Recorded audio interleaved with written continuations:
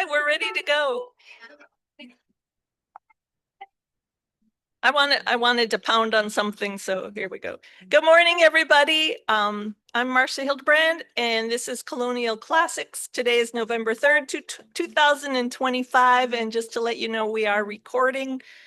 This video will be available on our YouTube page later this week. So I called the meeting to order this morning at 11:02 a.m. And I just got my pencil stuck in my sweater, so here we go. We're going to start with some opening thoughts with Larry, so come on up.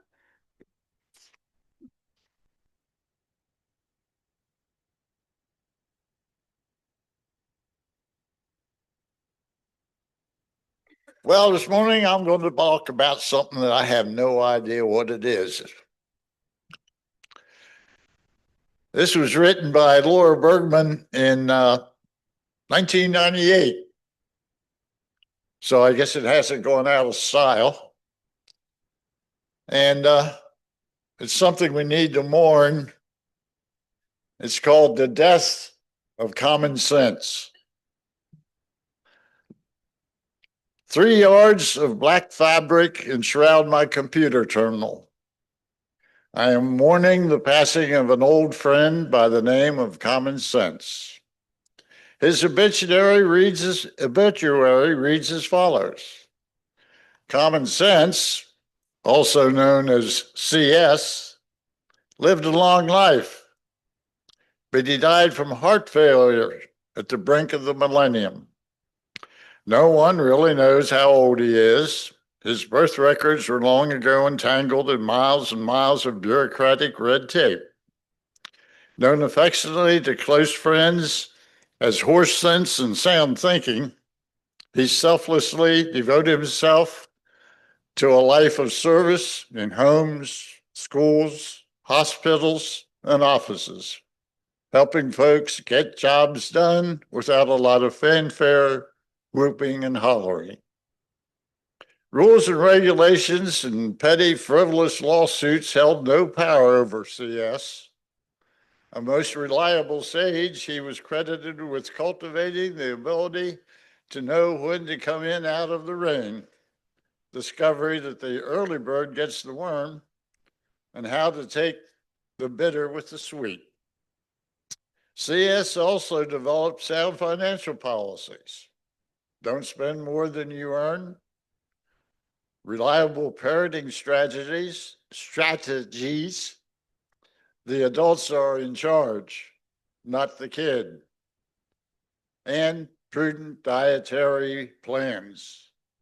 Offset eggs and bacons with a little fiber and orange juice.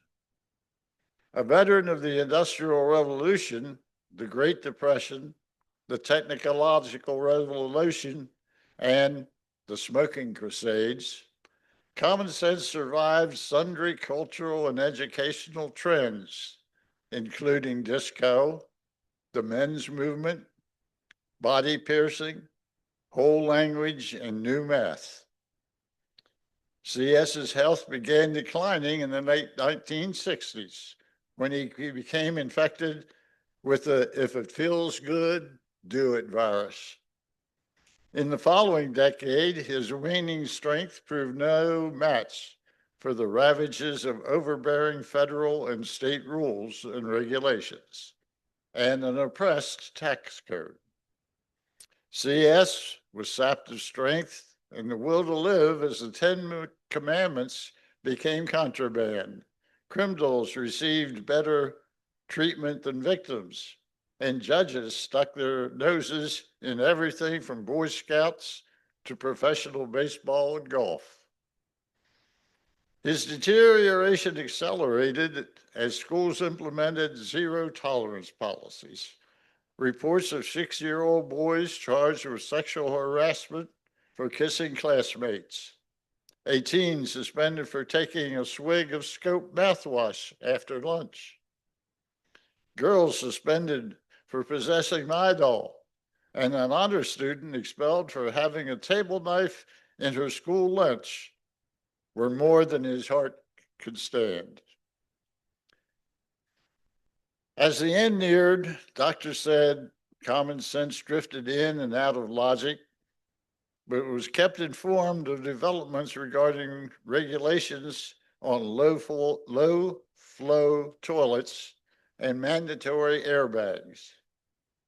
Finally, upon hearing about a government plan to ban inhalers from 14 million asthmatics to upon hearing about a government plan to ban them, to a trace of pollutant that may be harmful to the environment, common sense breathed his last.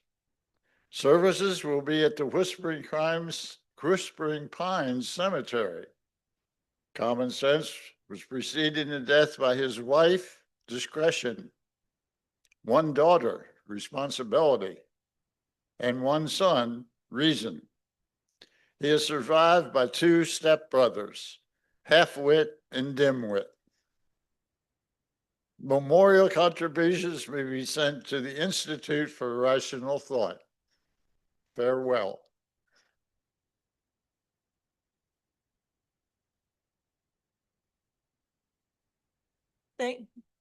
All right, thank you.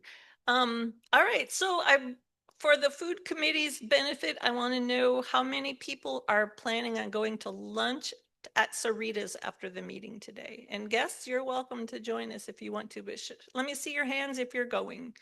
1, 2, 3, 4, 5, 6, 7, 8, 9, 10, 11, 12, 13, 14, 15, 16. It looks like 18. All right. Okay, next we'll have a membership report from Judy, and then we'll go on to treasury and birthdays. And then Okay, this morning we have 23 members and 3 guests. We have Judy Castleberry, who most of us know, and we have Bryant Soldavia, one of our speakers, and the other, Michael Marino, who are our guest speakers today. Oh, one thing is everybody getting Marcia's emails? If not, that are members, please let me know. or if you just want to be on the email list and get news about classics, that would be okay too. Just let us know. All right, Lois wasn't able to be here today, but she gave me her treasurer's report. And as of today, our balance for classics is $1,127.34. Patty, can you come up and help us with the birthdays?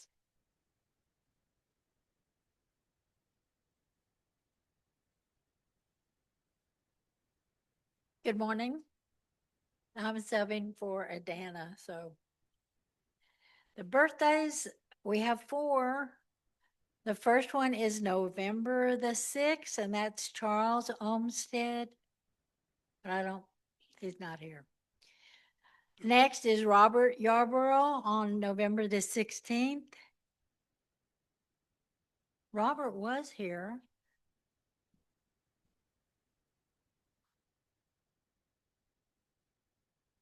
Is he out there? Oh. And well, I'll come to you, okay? And the next is Dixie Yarborough, November the 18th. They're like 2 days apart. I think it's so neat. And she'll get a flower too. Robert will get 2 of them. And the last one is Lois Armour, and she's November 28th, and she's not here either. So, is there anyone else in November that we've missed?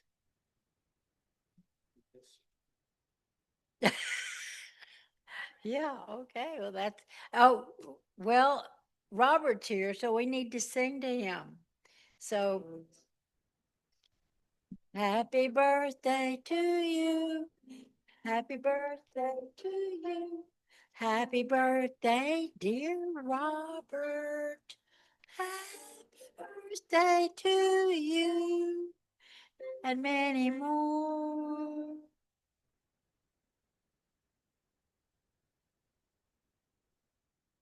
Charles? Okay. Yeah, can we get a picture of you, Robert? All right, well, that was more difficult than I expected, but happy birthday to everyone. All right, let's move on quickly because we want to get to our program. But for old business, our fall donation drive ends today. So Christine will be taking those socks to Haven for Hope, and we'll be starting a new project for the winter. Any other old business that anybody has to talk about? Otherwise, new business, just a reminder, there's no games night tonight. It'll be moved till next week because the room will be set up for the election tonight. So they'll be playing next Monday night instead. And the other thing is that we're now in the process of choosing a nominating committee. If you're on the nominating committee, it doesn't mean that you need to yourself hold an office. It means that you get to help select people maybe that we can elect for officers and board members for next year. So if you're interested in serving on that committee, speak to me. We're going to probably put it together before Christmas so we could have the nominations done sometime in January.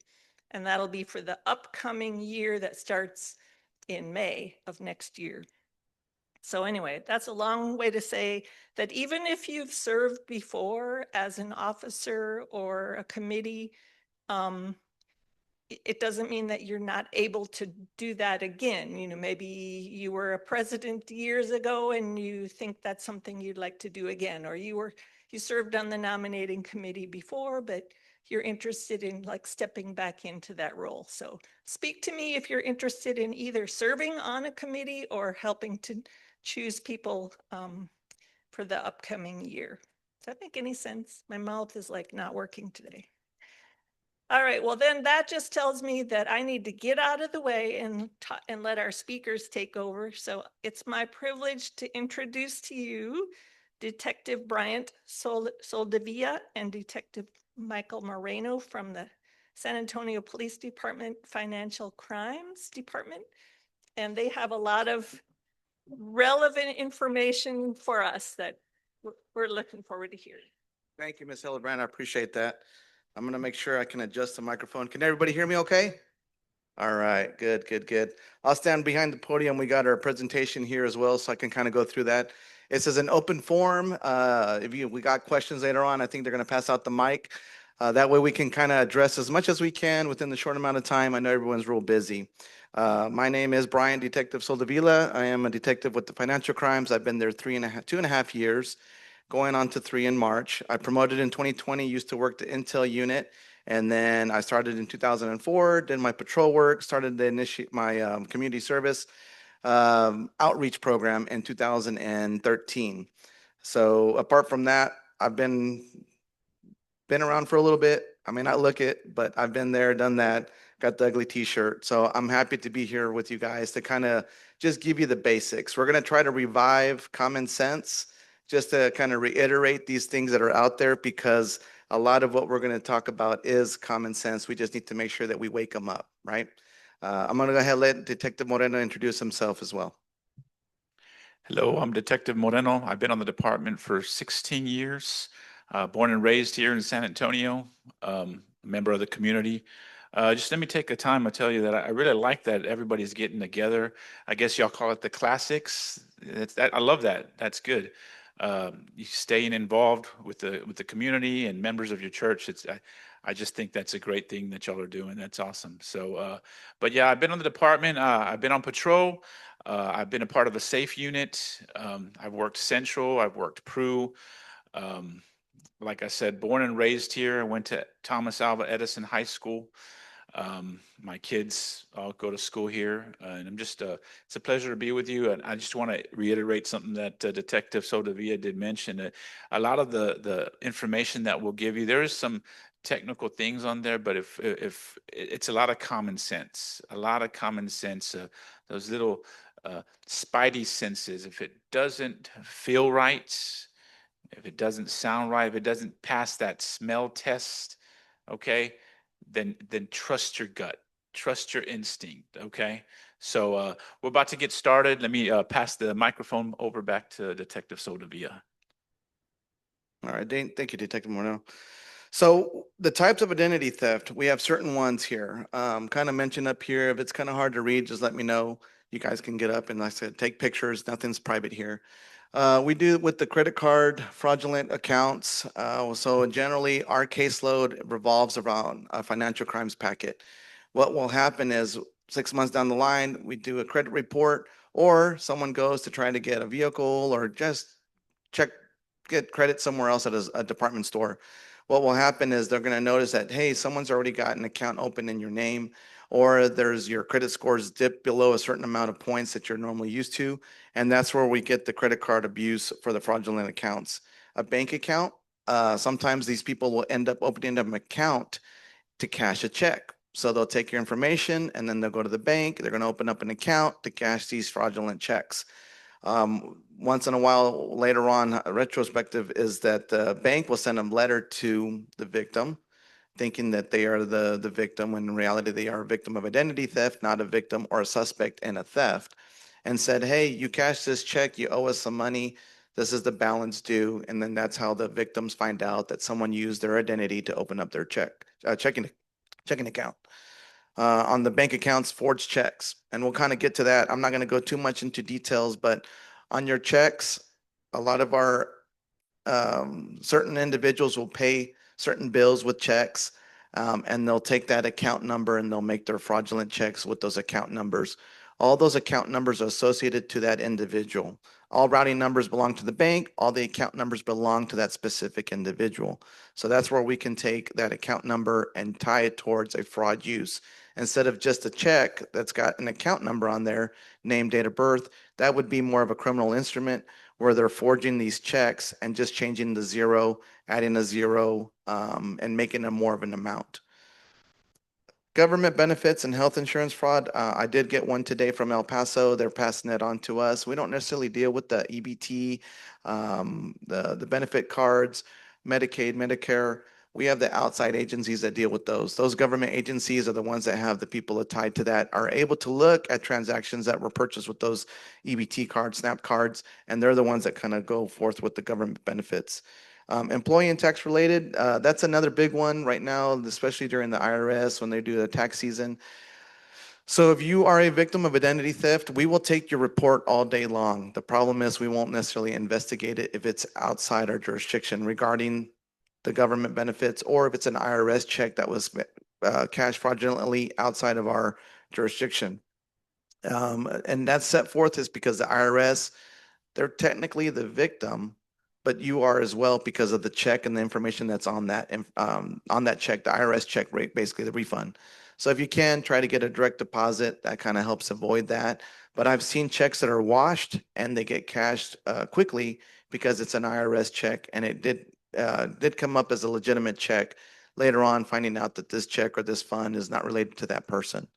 So just be mindful of that if that comes up to that point where you're waiting for a check.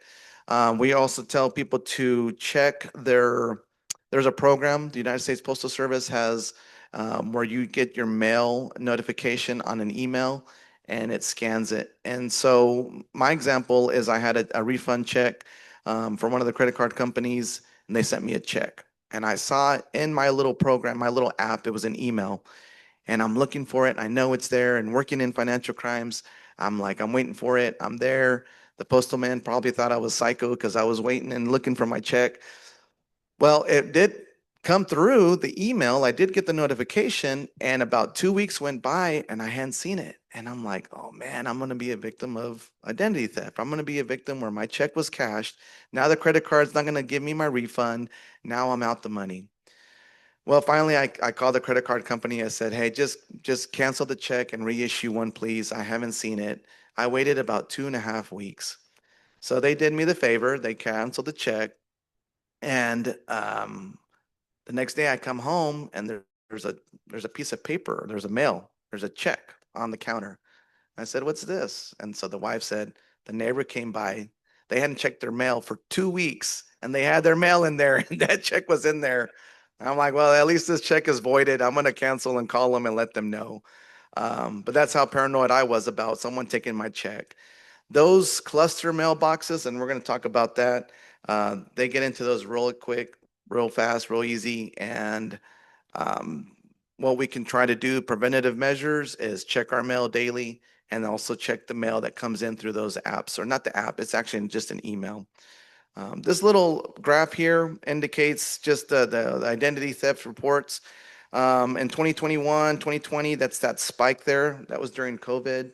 A lot of people were taking the unemployment benefits and using that for their advantage. So that's why that spike is there. Generally, though, I mean, it falls within the bank fraud, credit card fraud. They all kind of line together, and also depending on the holidays. So this graph here, I like to show it just because it shows the majority identity theft reports by age, and it says 30 to 39. And what that kind of shows, it's not necessarily the elderly community, anybody who's 65 and older or 50 and older. It has to deal with the people that I think that are most busy, right? The ones that are online, social media, posting, doing things, coming and going. They're building their credit. They're actively on there. As we get older, we're not taking out home loans. We're not buying so many cars. We're not doing so much on credit. I think it kind of slows down. The problem is that with the elderly community, and that the penal code defines it as 65 and elder. But the problem is that we know that people sometimes are a little bit more susceptible to getting scammed. And that's what we're trying to do, is just give you the general knowledge on how to avoid these scams in order to kind of recognize it. So like I said, this graph is here. It just kind of shows that it's not necessarily people who are 50 and older. It's not just elderly crimes. It's everyone gets scammed. And it doesn't really matter which age. We have some individuals that are 18, 19 years old, but they're trying to get credit, and then they notice that some of their information is out there. I had a college student say, "Hey, my roommate, I suspect it's him." And ultimately, that's what we have to do as investigators, is prove that yes, it is this individual, even though he didn't have credit or he's building his credit. Ultimately, like I said, that's the car dealerships and the banks and everybody else kind of helps us to do that. Without them, we wouldn't be able to do our investigations. So if I have anything, Mike, just kind of jump in. All right, so how does identity theft occur? The data breaches, sometimes we get those in the mail. Target's a big victim, right? Hey, you've been a data breach, your information's out there. I don't doubt that our data, my data is out there. Being an officer, I'm trying to make sure that I don't post as much. I ask the wife, don't put your birthdays on there. Just general stuff, right? Just depending on who you're talking to. If it's private, you have your private accounts, that's great. Apart from that, we can't help it if those big target companies, big companies, Lowe's, Home Depot, if their companies get hit with data breaches, that's something that we can't avoid. What they do is they'll send you a message or an email or a letter stating that, hey, you can go ahead and qualify for data breach protection. We'll give you identity theft protection for 1 year free because it's our goof. Take advantage of those. Put into your credit report bureaus, because then they will contact you, and at least you have that kind of peace of mind. There are some websites on there, out there. If you Google, take my name off the internet, delete me, certain things. There are some stuff out there that costs. I'd like to look into those a little bit. Just the less is best, right? So that way we have our information's out there. It's just depending on how they're getting it and where they're getting it from. Theft, that's a big one. We get a lot of the individuals who maybe go to the flea markets, they're going to go somewhere, they're going to go to a store, and they put their purse, they put their bag, a backpack underneath just on the floorboard, or it's visible. And my force of habit is when we go somewhere or the school or something, I just look. I look because I'm like, well, what would bad guy look at? What would bad guy look to see what they're looking for? And it could be as simple as a tag. If I have my tag on my rear view mirror, if I got my tag in my center console, someone could take that information. And if your car is parked in front of your house, then they know your address. And so now they know your name because they have the little tag that's there right to your work, or they have your address. The days of going and filtering through your trash to get your information, I don't doubt it happens. We just probably don't do it as much because the convenience of the internet and everything else that's online. Again, the theft is probably real big. If you get your wallet stolen, your purse stolen, cancel your credit cards, but also make a report. Hey, I lost my ID. or it got stolen, my social security card. I try not to carry those with me. I have them at home. Sometimes we can't avoid that. We need them if we're going to do something. So just be mindful of what's kind of in your car or what you're carrying with you. And that falls in with the burglary as well. So burglary vehicles, they're looking at stuff that's inside the vehicles, and that's how they're getting that information, and credit cards as well.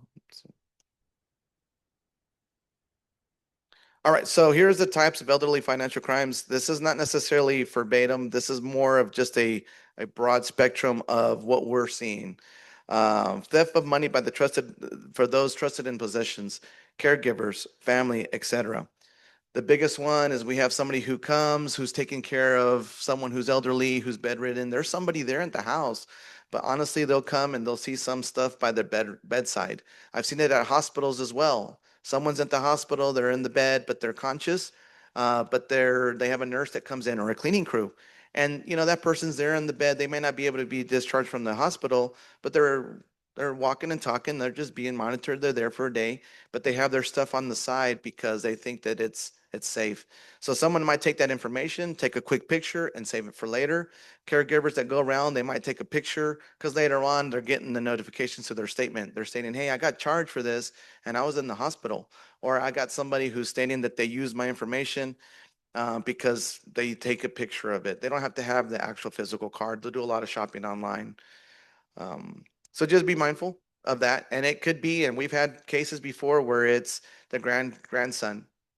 A simple example would be, son, grandson, mijo, I can't pay my bill. Can you help me with this? It's all online. I don't know how to deal with it. Sure, grandpa, no problem. They take that card and they don't do it in front of you. They're not at the desktop. They can do it all from the phone. Everything's conveniently from the phone. But what happens is they'll take that number and then they'll put it into their account as theirs. And that's how those charges are done. So they'll use your credit card number that they'll take and then they can send money to themselves. And this is the grandparents, grandkids that are doing it to the elderly on their aspect of it. And so that's where it falls with family. And then later on, the card holder, grandma, grandpa, anybody else, family members, they go to check their account and they've noticed that there's a depletion of funds there. And so a lot of times, most of the time, our community doesn't really deal with Cash App. I think it's more of a newer generation. I don't deal with it. I have a different type of Cash App that I use or a type of payment form, but Cash App's real big and it's got usernames. So we have to get subpoenas to get that information.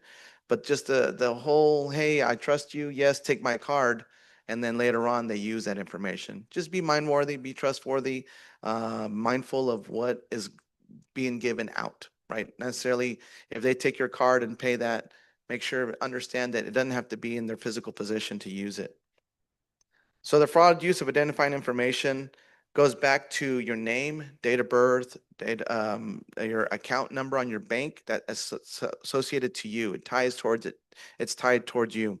We've been into hotel rooms where it's booklets and journals, and all it is name, date of birth, social, name, date of birth, social. With the name, date of birth, social, there's a lot of stuff that they're trying to do, and they're just trying to pick, and they pick information, and they're trying to grab everything from there. Um, these people are really good at what they do. They make a living at it.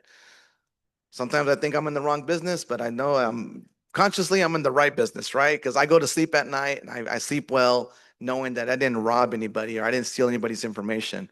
But they're really good, and they're going to call you and they're going to find you at your most susceptible moment, and they're going to try to rush you. And that's what they want. They want you to break, and they're trying to get that information, and they're trying to dispel. Hey, we have your grandson here. He's in jail. We need you to send some bond money.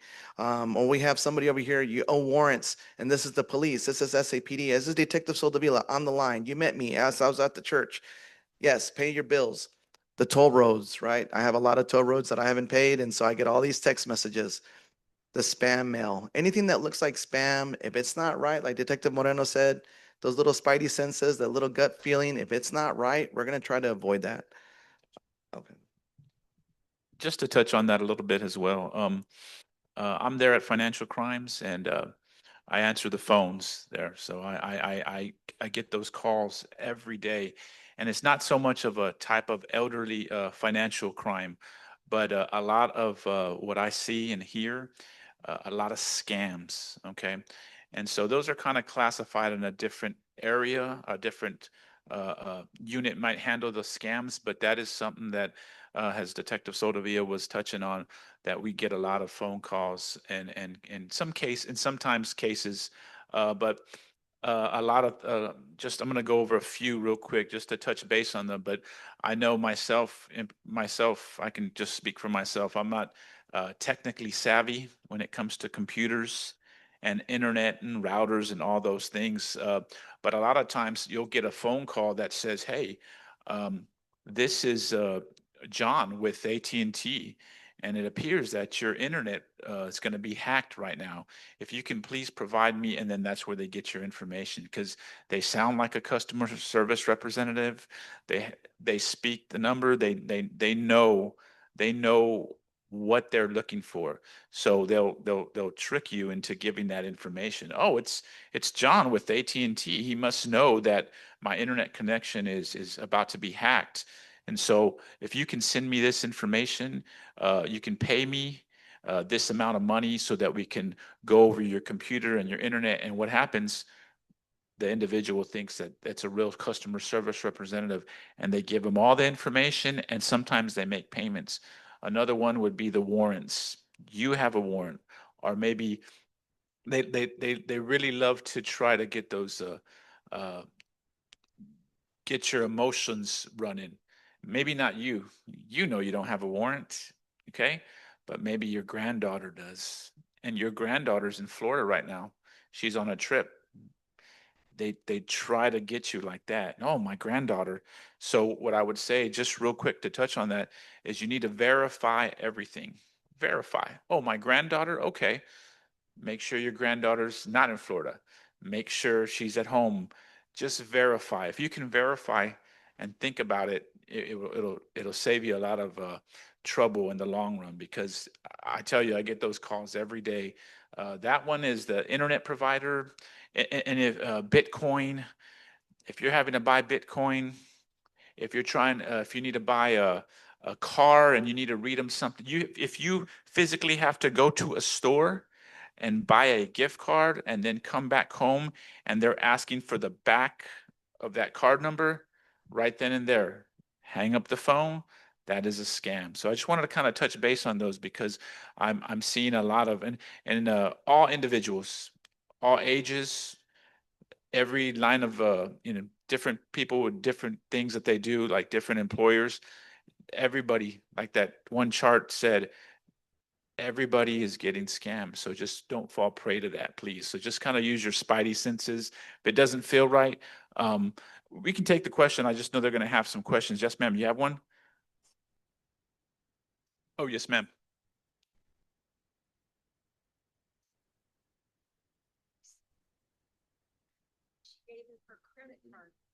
Okay, thank you. A friend of mine went to a nail shop and gave them her credit card. So they take it to the back. By the time she gets home, her bank is calling her saying, "Did you just spend $1,200 on an Airbnb in Florida?" She's like, "No." So all they had to have was her card because on the back, the security code is right there. And these charges were hitting from all over the country, like the same day that she used her credit card. Yeah. So if it's not in your possession, just be kind of leery of that.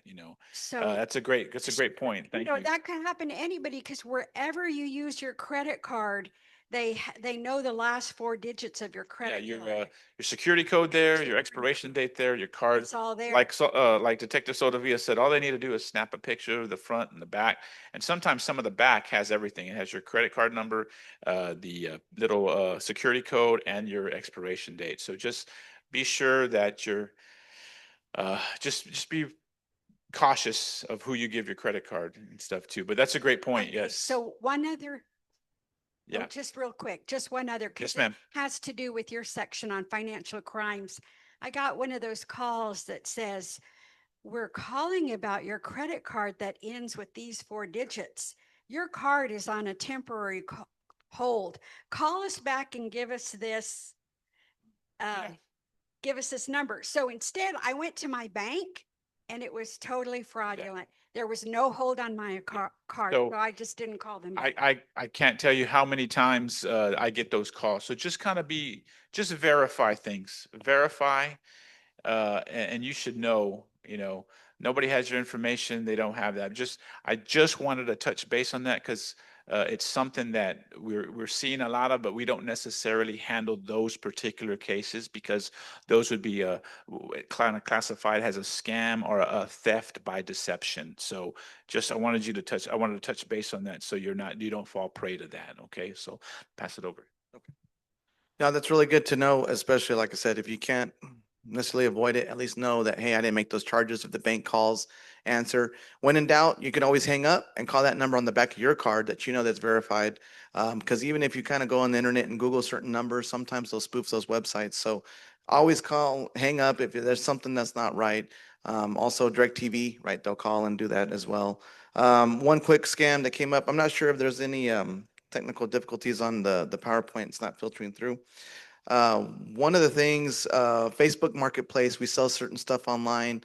The offer up, that's another one to kind of look for someone says, hey, I'm selling these puppies, they're one of a kind, certain breeds, I got papers with them.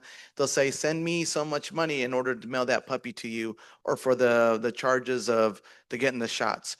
They might even include, hey, if you're going to sell that China set, let me send you a check for the moving expenses. I appreciate that. I'm just not able to meet with you. And what they're doing is they're trying to scam people to cash certain checks. Once they clear, they say, hey, send me back the money and gift cards because it's easier to track. If they're asking you for payment with gift cards, if they're sending you checks that are over the amount that of what they're supposed to pay you for, all those are little red flags. You could always report it and state, hey, this check was mailed to me. I don't feel comfortable. I don't know if it's legit. Tell the bank. So if you cash that check and there's $200 in the bank, if that check comes back fraudulently, the bank's going to want their money back, right? So if that money's there, sometimes we get wire transfers, money that shows up into our account. So just be mindful if it's not right, let the bank know. They'll go ahead and kind of let you know. We're talking about the mail theft, the cluster boxes. It takes less than 5 seconds to open those boxes. These suspects are taking these keys and they're just getting in there, opening up the box. They don't care if it's damaged or not. They'll take a big trash bag and fill it up. They're just looking for information. How do we avoid it? Maybe a P.O. box, check our mail daily, make sure we have access to what is being scanned. It's a good program. I have mailboxes or cluster mailboxes in my house or in my neighborhood, and I have to deal with it, right? So just a general picture of what we see if we go to a hotel, they take your face, they'll take your information, they'll kind of make these temporary IDs, and then they'll take these checks and they'll kind of put them together. They wash the checks. There's a lot of work that goes into it. If they would do more good with the bad that they have, then I'd probably be out of a job. But apart from that, this is just something that's very minimum. All those pictures have the same photo, but they just have different information on there for those checks that they're trying to do. Hopefully the banks, Walmart, everybody else are going to get to the point when they're going to say, you know what, we're not going to take any more paper checks unless you have an actual ID, 2 forms of verification. Just make it a little bit more difficult for them. Again, these are like the hotel rooms where they're buying certain stuff, and then we go into the cars, and it's they've got printers, they got washers, they got ink, they got these checks from Office Depot that they grab, and they're just making a whole bunch of different type of things in the hotel rooms. And apart from that, there's drugs, there's guns, there's all sorts of activity going on. So it's not just the debit card, credit card, identity theft. All right, so the goals of the actor, right, when we're trying to go ahead and get your information, they're trying to present themselves as the publisher clearinghouse. They're trying to present themselves as AT&T. They're good at what they do and they can sell themselves really well. That's the problem with it. Sometimes we believe it. And at that moment in time, we know, yeah, our granddaughter's in Florida. Oh my goodness, I can't believe this is crazy that something like this happened. Maybe it's a trooper from Florida. We don't know. And they're really good at it. Hang up the phone because they're going to tell you, no, no, no, don't hang up the phone. Don't hang up the phone. Hang up the phone and call your granddaughter. Go ahead and hang up the phone and call the 1-800 number from your bill that you had already received for the email. Make sure to verify those things. That's what they want. I pick them up. My wife gets mad at me. Why you do that? And I'm like, well, I just want to have some fun and I want to see what they say. And, you're wasting your time. I'm like, no, I know. And then they get me, right? They boil my blood. And I'm like, I know you're a scammer, but I just kind of see how far they get. And I want to know what they're asking. What is it? What if I was susceptible to what they're asking for? What if I did give them my credit card number? At what point do they stop or how far do they push? I had a guy call and he said, hey, you're going to get free. I don't even know. I think it was Hulu. And I was like, okay, good. Yes. All right. Where do I sign up? Where's my credit card? Do you need my credit card? Here's my information. And he's talking. And at one point, he goes, okay, are you ready? It's a 3-month free trial. That's it. And then just let us know how you like it. And I basically told him, well, I'm not signing up for anything because I already get it for free. My buddy gives it to me. I'm not going to pay for anything. You're not going to pay for anything? No, I'm not paying for anything because I already had it, but he was trying to sell it to me. So he laughed and he hung up the phone and that was it. Threats, of course. Hey, if you don't pay us, you're going to go to jail. If you don't pay us, we're going to harm so and so. I've been to the Pearl. We had some lady come up to us. My partner and I were trying to go have some lunch, and she was frantic on the phone, just basically stating, they have my brother, they have my brother. And they basically gave her the general information that he wears a lab coat, that he's here, we have him. If you don't pay us, we're going to hurt him. And she was definitely frantic. After speaking to the individual, I could hear him. He was on speakerphone, and we had her, and she's talking to him. And he says, okay, make sure you're in the car. Let me hear the horn. And I take the police horn and honked it there. And then we're talking. And about like 5 to 7 minutes, I start to realize, I'm like, you know what? What's your brother's number? So I get the brother's number and I call. And he answered. I said, your brother's here. Your sister thinks you're in trouble. And I'm fine. I'm fine. What's going on? I said, just hang up the phone. And that was several years. Harold was we were in safe. So this is more than 5, 7 years ago that incident occurred. The threats are big. Emotional manipulation. Um, this one, I would say it's the lovers' quarrels, the love scams, where you meet somebody online and we think it's that person. So they take the information that they stole and they present themselves as that person. And a lot of times we get those where they're saying, hey, we sent them money. They need money for school. Or, hey, I need money just so I can go ahead and pay for my tuition. And it's, yeah, yeah. And it's people that we don't even know. And it's people that we meet online. And I understand, right? Sometimes it's lonely. It's one of those times. It's Valentine's and no, we ain't got nobody to spend it with. And we get this little pop-up message or something, somebody comes along, but understand that that's not always the person behind that screen, or it could be somebody else impersonating that person to get that information. Um, we can't avoid that. Sometimes people want to pay and they'll, send their money. And we try to let them know that this is a scam. Stop sending the money to like the Prince of Nigeria, to that extent, right? But they're there and we think that it's legit. I've heard of other scams where it's a Toby Keith Foundation and they send money to the cancer foundation and they think they're sending money. And falls along with all the disasters that happen, right? We had some in Kerrville. We had the GoFundMe pages, and they're taking the people that are actual victims and they're using it to their advantage to kind of get that money. So just be mindful of organizations that you send money to as well. All right, so back, I know I've kind of given a lot of information, and a lot of it seems to be a little bit redundant when we're talking about scams. The forged check, secret shopper.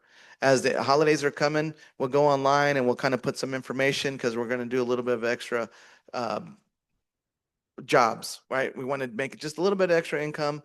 And so they'll take that information and they'll say, hey, thanks for the work. We're going to pay you up front. Here's a check in advance. And it comes into those FedEx papers, or it's certified mail. And you're going to get that. And the check looks legit. It's got your name on it. Why? Because they know who you are and they take that. And they say, please send us, $300. We overpaid you by accident. You keep the 200 because you've done the work and we appreciate that. Now just send us the money back. That's the phishing, the phone and emails, of course, romance scams. We talked about that. Real estate, a lot of time. I know there's something online right now concerning they're taking the deeds and the warranty deeds and they're buying the homes without the consent of the homeowner.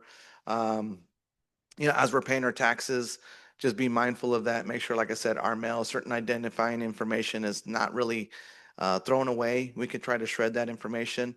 Bearcat, just it's there, it's public. I don't know if there's a way to make it private. I know for certain, law enforcement and certain entities, they can make it private, depending on who it is.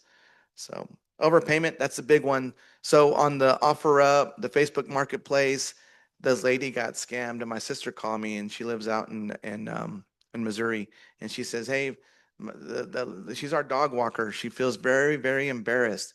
I understand that, and it happens, to the best of us. And that's the thing. When they get embarrassed, they feel to that point where they don't want to report it, but make the report. And so what happened is she was trying to sell some stuff online. Somebody sent her a check and said, "Hey, we overpaid you. I'm so sorry. Please send us some money back, but keep some because we're just traveling. We're not able to. This is for the mailing expense." And so the check cashed, they're cleared. And then 2 weeks later, she was on the hook for the $2,500 that they oversent her. And so now she's down on that. And that's the problem with the overpayment on those scams. Going back to it, right? Call to verify and speak to that company. Avoid anybody that sends you checks for a test and then send them money back.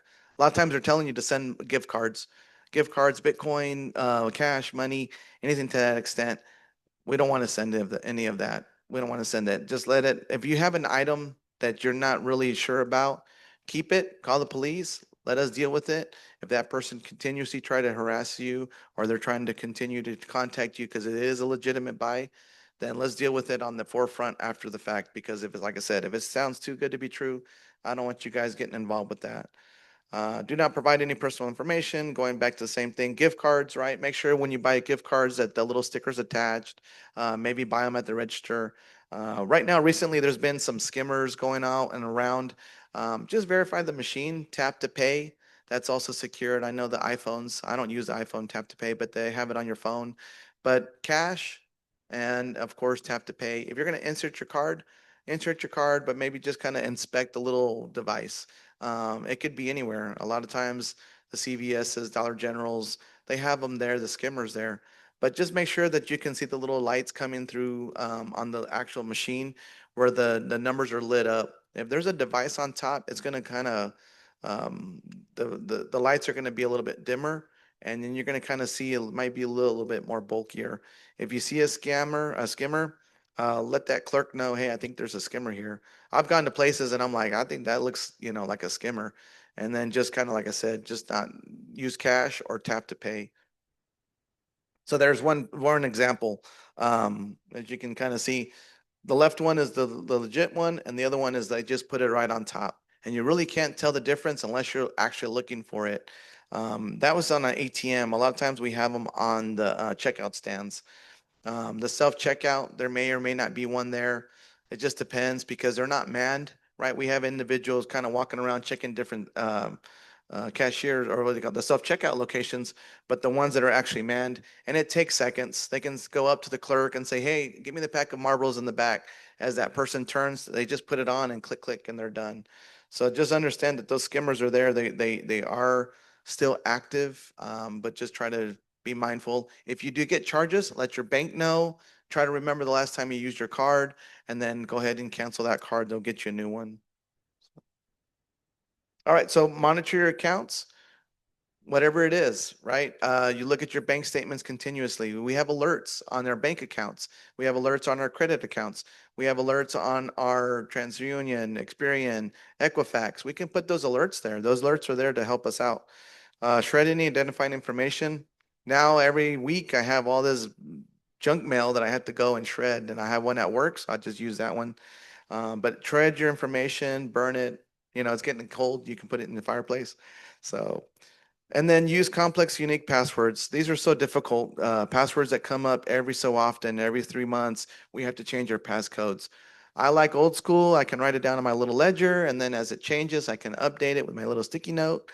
Apart from that, maybe try to keep it simple. Let's keep it one secured, one location. But it is good to change those passwords. Sometimes I even get those notifications. Did you just change your password recently? I'm like, no. So then I'll go into Netflix or I'll go into whatever account they're asking for, and I'll log in just to make sure that there was nobody in trying to hack into that website. A lot of times too, they're going to call you and say, "Hey, this is technical support. Give me access just click here. As soon as you click here, it opens up to the two-way where they can go ahead and grab all that information from your computer. At that point, I would just say unplug your computer. Computer security, hardware and software, right? The software is the firewall, everything else that has antivirus. We recommend that. I just went to a symposium not too long ago at the food bank, and it was also for the elderly fraud and everything else that's associated to this. And they talk about that. They kind of say, hey, have these devices there on your phone. You can Norton virus, anything that kind of helps you to protect you from that information being scammed or a virus being inputted, and also to whatever they have to prevent that from going out. So do not reveal any personal information, social media, safe internet activity, right? Inspect ATMs and check your junk mail. If you get a piece of mail stating that, hey, congratulations on opening up this account, it might indicate that somebody used your information to open up account with Wells Fargo or a different bank. One of my first few cases, a lady received Go To Bank was the name of the bank, and it had her address, but it had a different person's name on there. It was a suspect's name. What happened was she went to the doctor's. The doctor was there. She was going to pay. She took her purse. She took her wallet out, left her wallet there at the counter. And one of the individuals that worked there happened to take her wallet. They paid their apartment. They tried to get in an account, and they did all this havoc. After everything else, subpoenas and everything else, we did determine who it was, how we got to that point. And speaking to the victim, I said, if that victim had asked you for $1,000 to pay for her whatever, would have given it to her? And she goes, probably, because the $1,000 compared to, and that wasn't the amount, but the $1,000 compared to all the heartache and trying to get a new deal and then going to court and waiting for everything else was worth it compared to all the heartache that this person had caused. So I'm glad that they were able to kind of go to court and work that out. But apart from that, like I said, it's just those things are out there. Just be mindful, be careful what we're doing. Identitytheft.gov, these are really good websites. My favorite one is ic3.gov. So going back to the scams, what Detective Moreno was talking about, a theft by deception is called a scam, where they call you and say, state, hey, I need you to go ahead and this is technical support. Please send me, $300 and we can unhook your computer. We can fix your computer. There's a virus. There's child pornography. There's something else on there. And what they're doing is they're being deceived, or they're stating that, hey, that we're going to come out here. We just need you to pay for the taxes. We'll send you a check because you won. You won the lottery. You won this prize. And they're taking that information. So IC3 is something that I kind of, or they call them because it is the FBI. This is the FBI, IRS, Secret Service. We want your money. We want your information. And we tell them, don't give that information out because those government agencies are not going to call you, especially now because they're on furlough, right? They're not even working. No, but honestly, the government's not going to call you. We're not going to call you. The sheriff's company is not going to call you. They're just not going to call and solicit the information from you. So be mindful. IC3.gov, you open that up. It states you want to file a claim. Yes. And basically you kind of go and stated, I got hacked. I got scammed. It was an email, it was phishing. They said it was FBI. And some of the entities will investigate it, just depending on how many victims there are. I had a case where an individual is in his 20s. He got a call thinking it was an FBI agent stating, hey, we're doing a collaboration with the police department. Your bank has been compromised. Please don't tell them anything. Take out $300. Come to this bank. Here's your Apple Pay card as a temporary card. Put it into this ATM. And as soon as he did that, he knew he had gotten scammed. I ended up finding out that the money went to Florida. I got an address, but the money was already withdrawn from that specific account. IC3.gov, annualcreditreport.com. You can get one of those, one free report every year. TransUnion, Equifax, right? Those are all there. Our financial crimes packets, those are on our website as well. These are different ways to report it as well. I'll leave that one up there. Our financial crimes packets, if you go to SAPD web, if you go to the Google or whatever web service you use and just type in there SAPD financial crimes, SAPD white collar or forgery, identity theft, you'll get our website and you'll find that says police and you can kind of get those packets. In the packet, it indicates The websites that I just kind of mentioned, you can get the free credit report once a year. You can kind of get monitors. I think Karma Credit is one of them that some people use. Um, but these are just different ways. So the APS, that's a big one, right? When we think somebody's being abused or someone's getting their money taken, grandkids or somebody else living in the house. Um, let's report it, because if we have that suspicion and we know it's there, if you have any information, documents, supporting documents to kind of show that, hey, this individual has dementia, but yet all of a sudden now they have all these cards under their names because we're receiving their mail, that would be a form of elder abuse, exploitation. So we would definitely want APS to investigate that. And we'll work with them jointly, hand in hand, if they have something or we have other questions with them. Here's our phone numbers for the SAPD. We got the non-emergency 7273. You can call, you can ask to make a report. They'll do it over the phone. I think sometimes they'll call our office as well. Okay. Yeah. So then that's the financial crimes. It's the 7451. All numbers with the city start with 207. Sometimes they'll be 210 or they'll come up as anonymous or private. If you get a call from 207, 7410 or 7451, you can always call. What's your badge number? What's your case number? I'm going to call and hang up, and I'm going to call the 7273 number, and you can verify that. A lot of times I'll have people call. I call victims, right?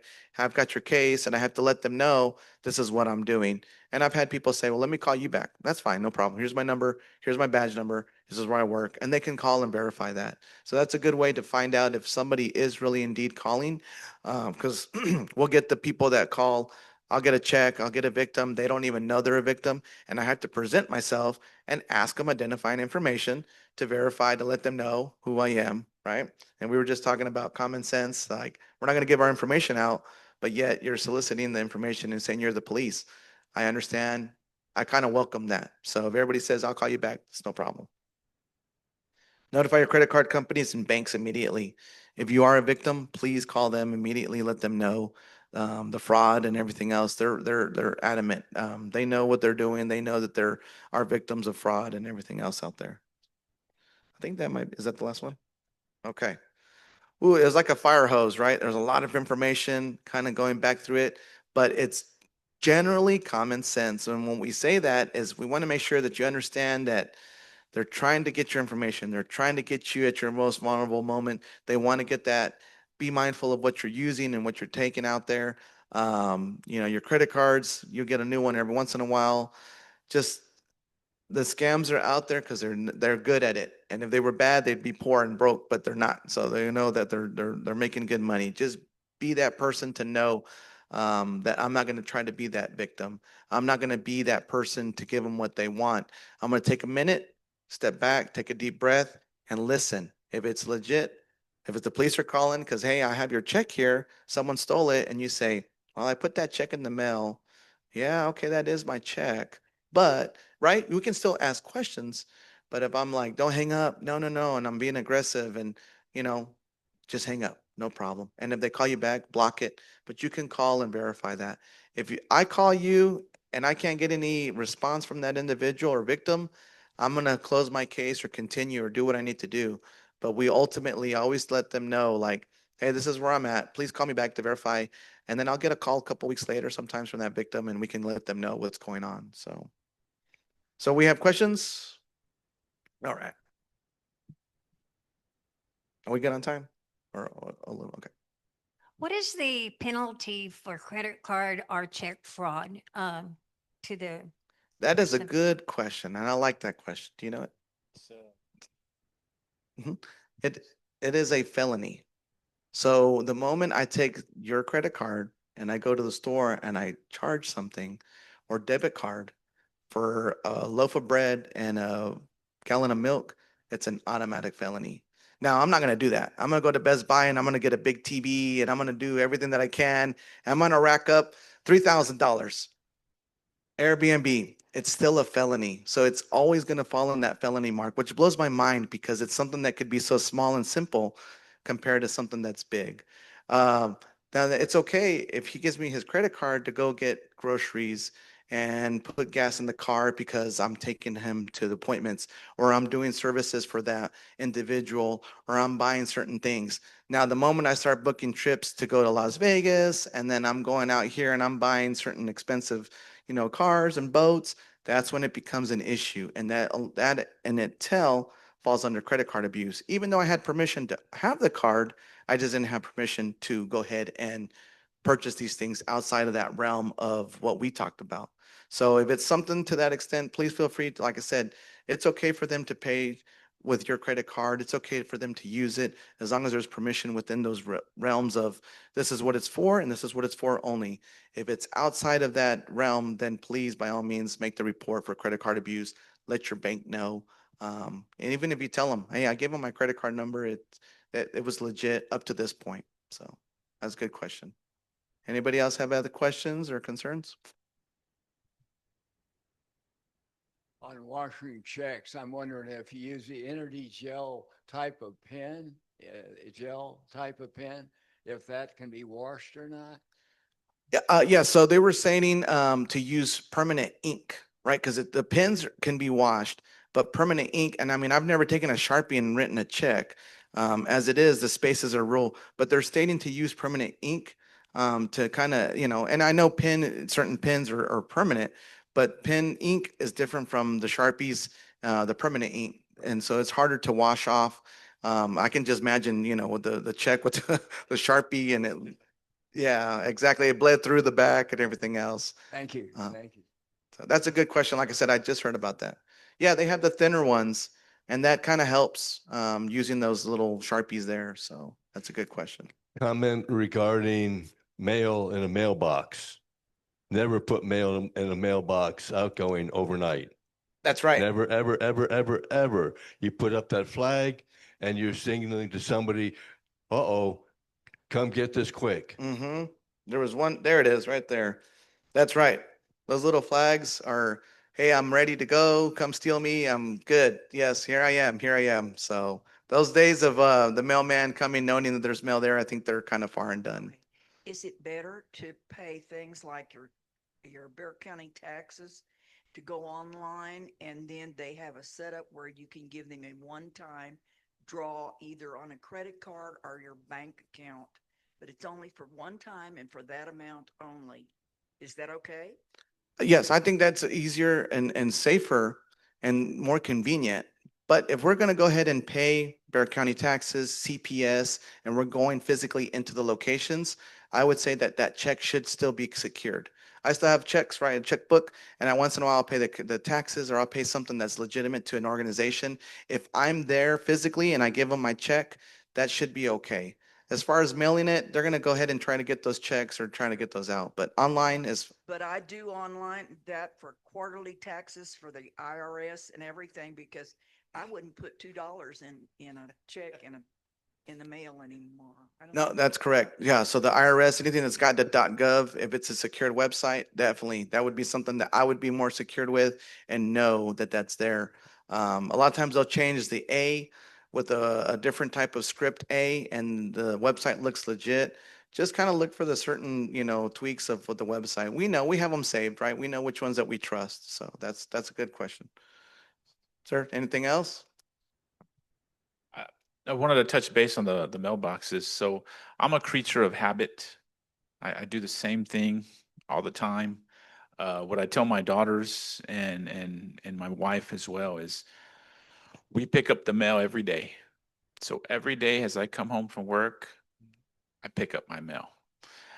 When I used to work nights, I used to know when the mail was being delivered, and it was a community mailbox. So I'd have to wait until they shut it, and then they'd lock the back of their mailbox, and then I'd get my mail out. But I knew my mailman by my first name basis, and so I knew what time my mail was coming. So right about the time I was waking up, because I work nights, right about the time I was waking up, I'd go for a walk, take my mail key, take out my mail. So I knew for the night, my mail was secure.